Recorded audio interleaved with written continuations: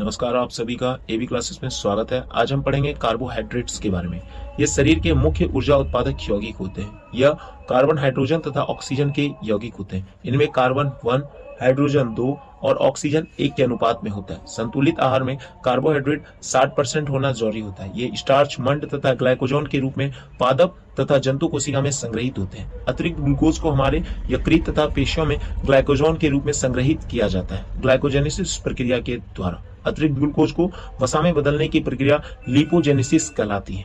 Carbohydrates के अच्छे स्रोत हैं अनाज, गन्ना, दूध, आलू, केला, चावल और चुकंदर।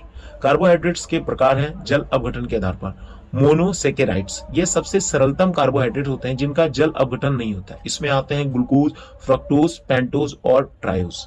अब हम पढ़ेंगे डाइसेकेराइड्स। ये जल अपघटित होकर मोनोसेकेराइड्स के 2 अणु प्रदान करते हैं। इसके कुछ उदाहरण हैं सुक्रोज, माल्टोज, लैक्टोज इत्यादि। सुक्रोज ग्लूकोज और फ्रक्टोज के मिलने से प्राप्त होता है। अब हम पढ़ेंगे ऑलिगो तथा पॉलीसेकेराइड्स के बारे में। ये जल घटित होकर मोनोसेकेराइड्स के कई सारे अणु प्रदान करते हैं। एक सेल्यूलोज बराबर 3000 अणु होता है ग्लूकोज का। अब हम भौतिक गुणों के आधार पर और स्वाद के आधार पर कार्बोहाइड्रेट्स को बांटेंगे।